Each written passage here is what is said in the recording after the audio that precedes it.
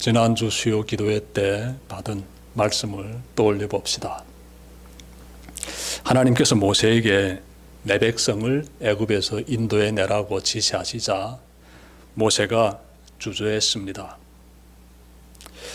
이스라엘 민족이 나를 믿지 않을 것입니다 라면서 우려를 표시했습니다. 그래서 하나님께서 모세에게 지팡이가 뱀으로 변하고 그 뱀이 다시 지팡이로 변하는 기적을 행하셨습니다. 그리고 모세의 손에 나병이 생기게 하시고 또 그 나병을 깨끗이 사라지게 하셨습니다. 하나님께서 이처럼 놀라운 기적을 행하심으로써 모세가 가지고 있던 그 우려가 사라지게 하셨습니다.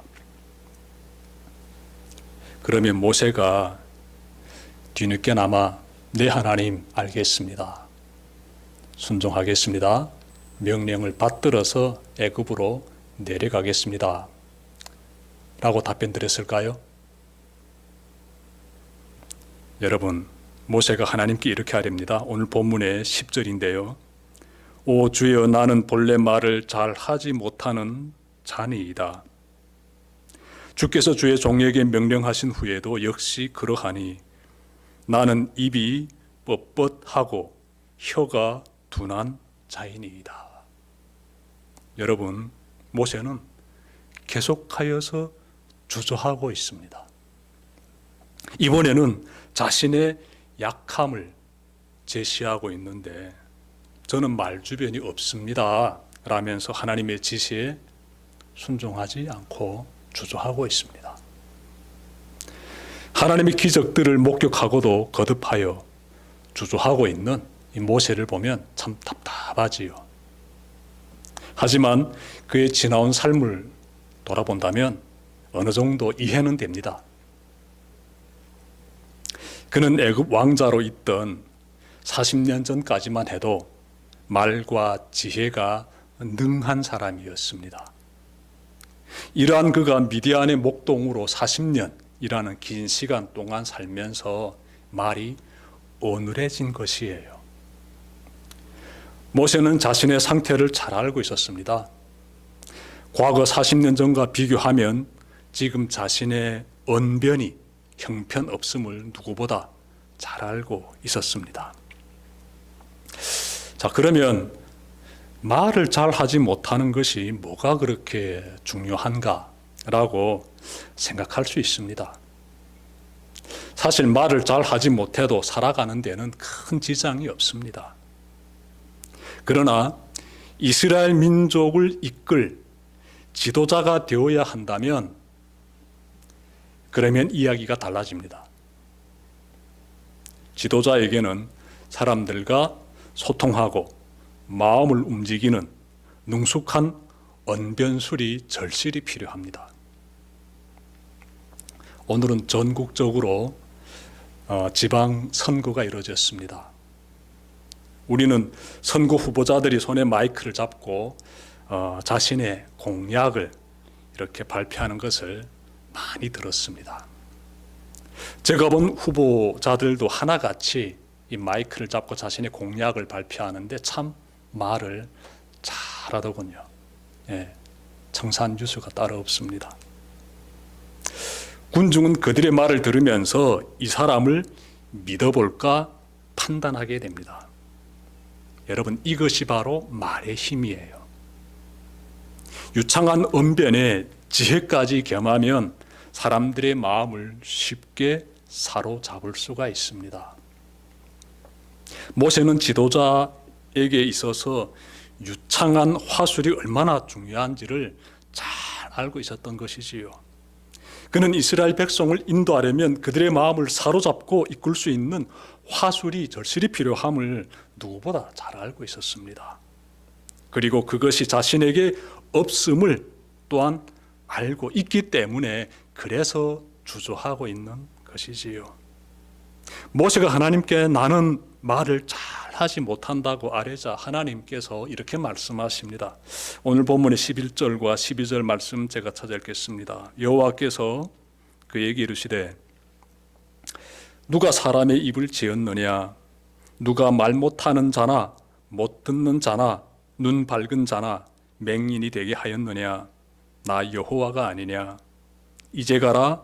내가 내 입과 함께 있어서 할 말을 가르치리라. 하나님은 모세에게 내가 사람을 말하는 존재로 지은 창조주임을 기억하게 하십니다. 이어서 내가 해야 할 말을 가르쳐 주겠으니 이제 가라고 말씀하십니다. 너희 약함을 내가 알고 있으니 걱정하지 말라. 내가 도와주겠다 라고 약속하십니다. 그러므로 하나님께서 모세의 약함을 모르고 부르신 것이 아니에요. 알고 계십니다. 하나님은 모세가 말을 잘하지 못하고 있다는 그 약함을 알고 계시면서 그를 부르신 거예요. 여러분, 하나님의 이러한 약속은 우리의 삶에서도 경험이 되고 있습니다. 우리에게도 저마다의 약함이 있어요. 건강의 약함일 수도 있고 또 물질적으로 부족하다는 그러한 재물의 약함이라든지 아니면 누군가로부터 그 받은 큰 마음의 상처 역시 그 사람에게는 약함으로서 작용이 되지요. 우리는 저마다의 이러한 약함을 가지고 있는데요. 여러분, 이러한 약함을 볼 때마다 하나님께서 모세에게 하신 바로 그 말씀을 기억해 보십시오. 내가 내 입과 함께 있어서 할 말을 가르쳐 주겠다. 말을 잘 하지 못하는 것이 모세의 약함이었는데 하나님께서 그 약함을 통해서 역사하시겠다. 내가 도와주겠다. 이렇게 말씀하고 있지 않습니까? 우리의 약함을 잘 아시는 분이 누굴까요? 하나님이시지요. 그리고 그 하나님은 우리의 약함을 들어서 사용하십니다. 여러분, 송명희 시인 기억해 보십시오. 이분이 뇌성마비라는 육신의 연약함을 안고 힘든 삶을 살고 있지만 하나님은 그녀의 삶을 지금도 들어 사용하고 계십니다. 이 송명희 시인의 삶을 하나님께서 얼마나 귀하게 들어 사용하시는지 우리가 정말 이분이 쓴 책 내가 너를 들어 쓰리라 제목이 그런데 이 책 한 컷만 봐도 알 수가 있어요. 정말 뇌성마비로서 많은 육체적 고통 가운데 이분이 정말 살고 계시는데 그 가운데서 하나님의 임재를 깊이 경험하면서 정말 하나님 향한 자신의 뜨거운 마음을 시에 담고 있습니다. 그래서 이분의 그 시라든지 이분이 쓴 책을 보게 되면 하나님에 대한 그 사모하는 마음을 깊이 느낄 수가 있습니다. 이분은 지금도 많은 사람들에게 하나님이 어떤 분이신지를 전하고 있습니다.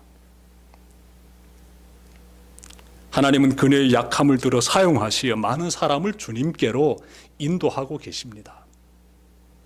여러분의 부끄러운 과거 아니면 여러분의 지우고 싶은 그 어떤 실패했던 아픔 아니면 여러분이 마음 깊이 간직하고 있는 그 어떤 상처일지라도 하나님의 손에 맡겨지면 그 모든 것이 다 은혜의 통로가 됩니다. 그 모든 약함이 우리가 하나님의 자녀로 변화되는데 다 재료로 사용이 됩니다.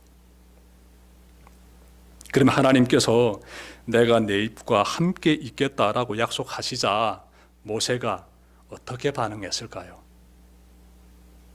13절 보십시오. 모세가 하나님께 이렇게 말씀드리는데요. 오 주여 보낼 만한 자를 보내소서. 충격적이지요. 모세가 참 충격적인 발언을 하고 있습니다.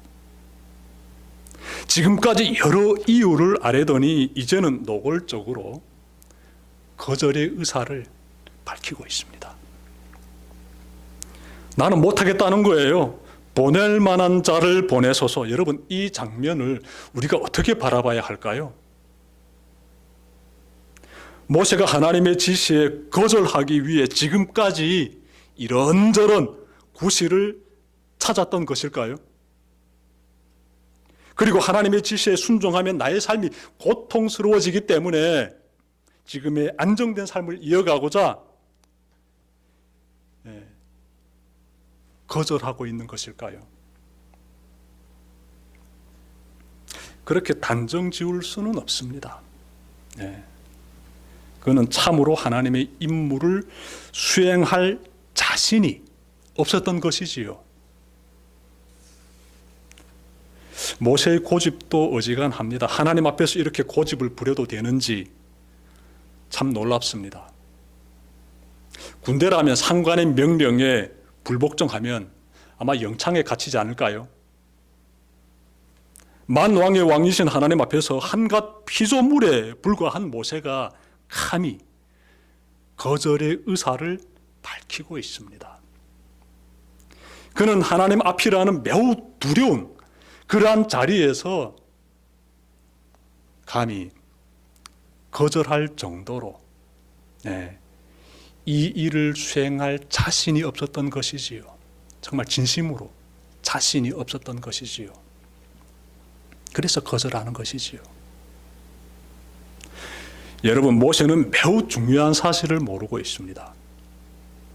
내가 보기에 나 자신이 부족해 보이지만 하나님의 손에 맡겨드리면 하나님께서 나의 약함을 들어 사용하신다는 그 사실을 지금 깨닫지 못하고 있습니다.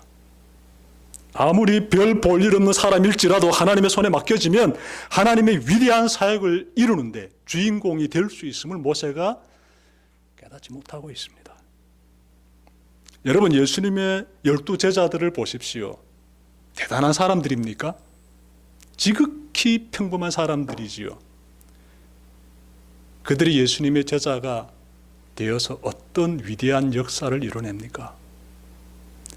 그들이 예수님께 자신의 삶을 맡겨드려서 그 정말 주님의 제자로서의 그 삶의 여정을 쭉 걸어가게 되는데 이 땅 가운데 복음을 전하는 훌륭한 사도로서의 그 삶을 살아내게 됩니다.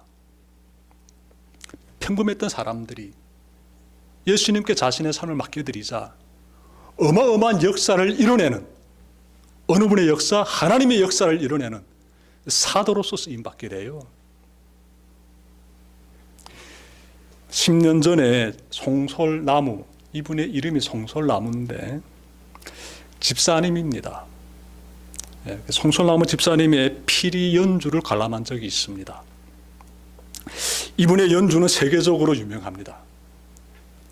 미국의 줄리어드 스쿨의 장학생으로 입학할 정도로 이분은 천재적인 연주 실력을 가지고 있습니다. 이분의 연주를 제가 보면서 피리 소리가 이렇게 아름다웠나 제가 속으로 감탄했습니다. 정말 처음 알았어요. 야, 피리 소리가 이렇게 사람을 깊은 감동 가운데로 끌고 가는구나라는 걸 제가 처음 알았습니다. 연주가 끝나고 집사님이 이런 말을 했습니다. 여러분, 이 피리가 가격이 얼마일까요? 저는요, 정말 세계적인 이 연주자가 사용하는 악기이기 때문에 정말 비쌀 것이다라고 생각했어요. 그런데 이분이요, 이 악기의 가격이 몇만 원밖에 안 합니다.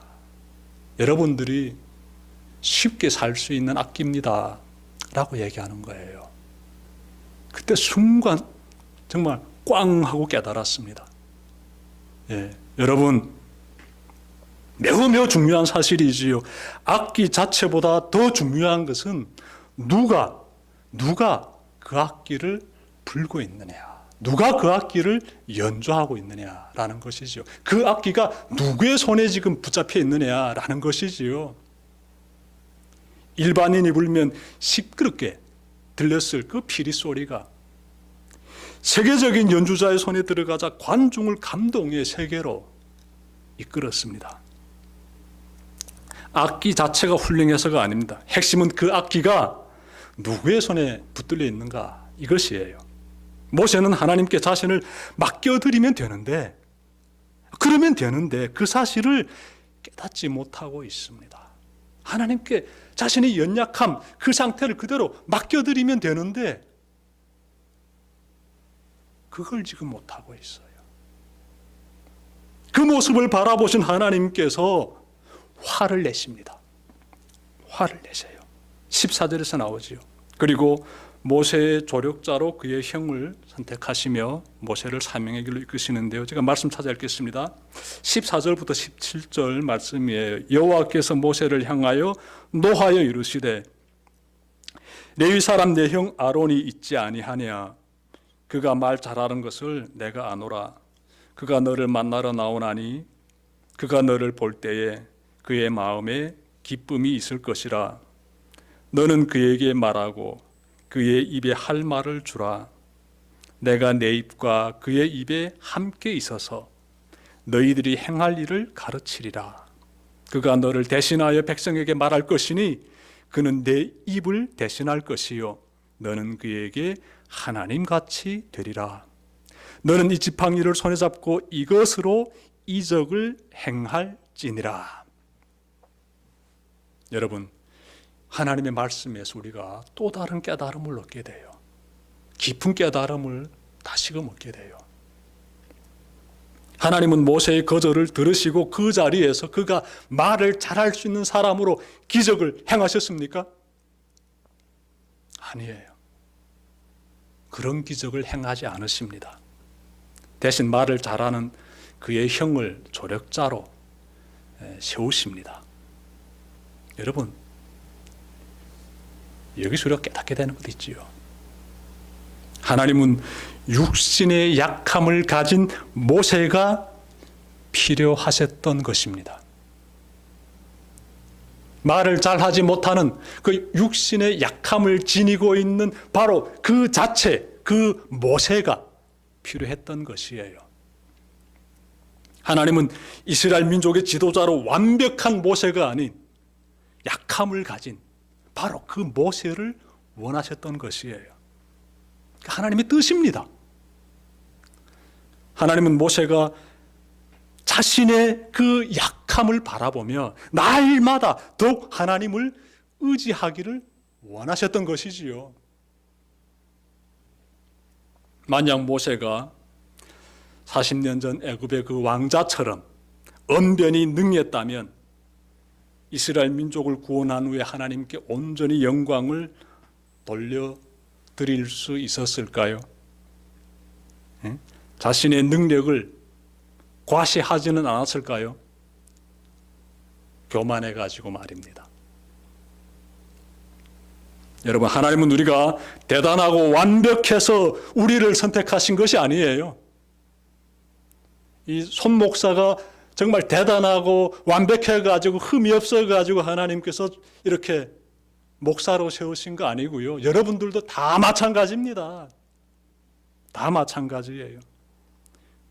우리는 저마다의 약함을 가지고 있으며 하나님은 그 약함을 기꺼이 하나님의 일을 위해서 들어 사용하시는 거예요. 우리의 약함은 날마다 하나님을 의지하게 만드는 은혜의 통로가 됩니다. 은혜의 통로. 오늘의 말씀 마음에 잘 새기면서 나의 모든 약함을 주님께 기꺼이 맡겨드리면서 주님 기뻐하신 일을 삶 가운데서 실천해내는 그런 여러분들 되시길 바랍니다. 기도드립시다.